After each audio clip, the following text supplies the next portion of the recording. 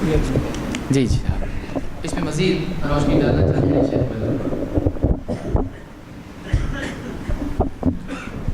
شیخ کے جواب میں بہت ہی زیادہ تفصیل سے بات آ چکی ہے جس تعلق سے پوچھا جا رہا ہے.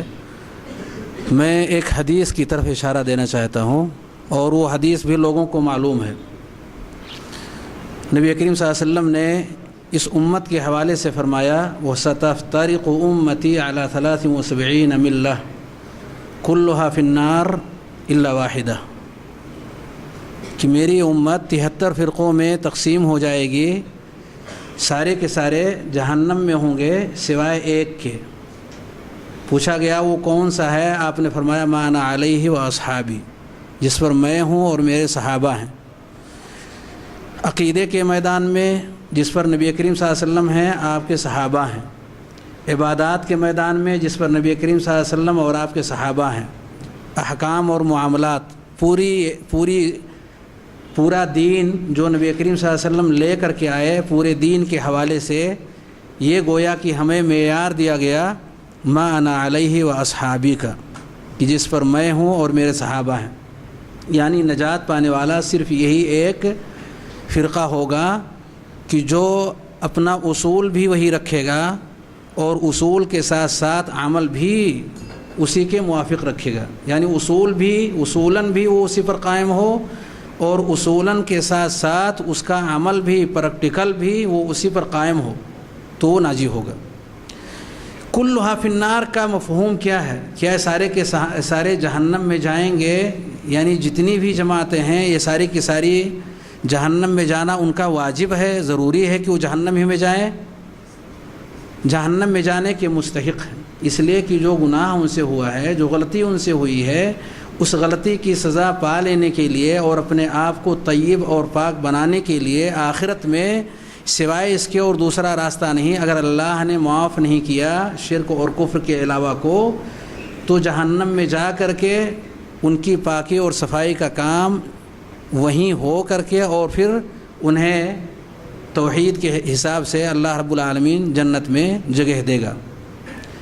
کہنے کا مقصود یہ ہے کہ عقیدے کے باب میں جو غلطیاں صاف اور صریح لفظوں میں ہمارے بھائیوں کے عقیدے میں پائی جاتی ہیں اور کتاب و سنت کے نصوص بالکل واضح ہیں،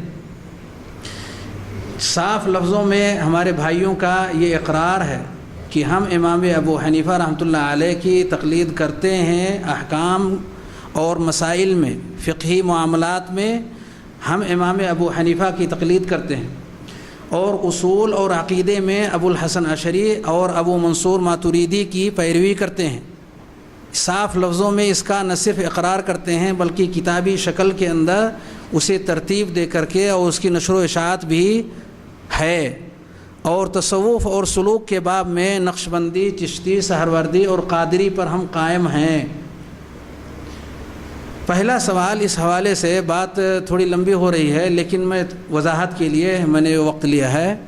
پہلا سوال اس حوالے سے یہ ہے کہ امام ابو حنیفہ رحمۃ اللہ علیہ کی تقلید کا دم بھرا گیا لیکن پورے دین میں نہیں، دین کے ایک تہائی حصے میں، دین کے ایک تہائی حصے میں، اور وہ حصہ جڑ کی حیثیت نہیں رکھتا بلکہ وہ فرع ہے، فقہ ہے. جڑ کی حیثیت جو حصہ رکھتا ہے اس میں اشعری اور ماتریدی کو، یعنی امام ابو الحسن اشعری اور امام ابو منصور ماتریدی کو انہوں نے اپنے لیے پیشوا بنایا ہے اور انہی کے عقیدے پر اپنے آپ کو چلا رہے ہیں.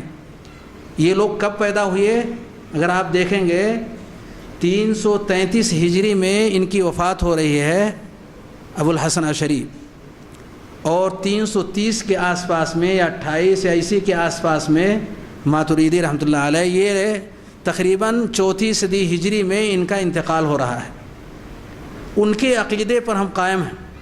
ان کے عقیدے کو ذرا آپ دیکھیں کہ وہ کیا عقیدے ہیں، اور یہ المحند علی المفند نامی کتاب کے اندر یہ پورا عقیدہ ذکر ہے، اور اس کے علاوہ بھی کئی کتابیں ہیں جس میں ان عقائد کا ذکر کیا گیا ہے. ان عقائد کو آپ کتاب و سنت کے اوپر رکھیں اور خود امام ابو حنیفہ رحمۃ اللہ علیہ سے کریں کہ کیا یہ عقیدہ آپ کے عقیدے سے میل کھا رہا ہے یہ کتاب و سنت کے عقیدے سے میل کھا رہا ہے، جس قدر یہ کتاب و سنت سے دور ہوگا اسی قدر یہ ضلالت سے قریب ہوگا۔ اس لیے میرے بھائیوں اور دوستوں، یہ وقت نہیں ہے کہ ان ساری مثالوں کو جو عقیدے کے باب میں ہیں خاص طور سے اس کو رکھا جائے، اور اگر ضرورت پڑتی ہے تو عصر کی نماز کے بعد ایک درس رکھا گیا ہے، اس میں ان چیزوں کو تفصیل کے ساتھ بیان کی جا سکتی ہے۔ تو بہرکیف جس قدر کتاب و سنت کے دیے ہوئے طریقوں سے آدمی ہٹتا ہے اسی قدر وہ ضلالت سے قریب ہوگا، کیونکہ ما انا علیہ و اصحابی سے وہ ہٹا ہوا ہے۔ نبی کریم صلی اللہ علیہ وسلم نے وہ اصول دیے ہی نہیں، وہ عقیدے دیے ہی نہیں جو لوگوں نے اختیار کر لیا ہے اور اپنے دین کا حصہ بنایا ہے۔ چہ جائے کہ فقہی معاملات جس میں عام طور پر ہمارے درمیان جھگڑے ہوا کرتے ہیں، یہ فروعی معاملات ہیں، اصول اور عقیدہ جو ہے عام طور پر اس کو ذکر کیا ہی نہیں جاتا، اور ضرورت پڑتی ہے تو اس کو تفصیل کے ساتھ ذکر کرنا چاہیے تاکہ لوگوں کی جانکاری میں اضافہ ہو کہ یقیناً یہ گمراہی ہے، یہ ضلالت ہے، اس سے ہمیں دور رہنے کی ضرورت ہے، اور اس کے ساتھ ساتھ ہم نجات نہیں پا سکتے۔ اگر واقعی وہ شرک کے درجے تک ہے تو اللہ تعالیٰ اسے معاف نہیں کرے گا جانکاری کے بعد، اور اگر وہ شرک کے درجے سے کم ہے تو اللہ رب العالمین اگر اپنے فضل و کرم سے معاف کر دے، ورنہ جہنم میں اس کی سزا پانے کے لیے اس شخص کو جانا ہوگا۔ یہ کسی جماعت کے ساتھ خاص نہیں، جو بھی اپنا عقیدہ اور مسلک اس پر رکھے گا اور اس کے مطابق اپنی عملی زندگی ڈھالے گا اس کے لیے سزا ہے۔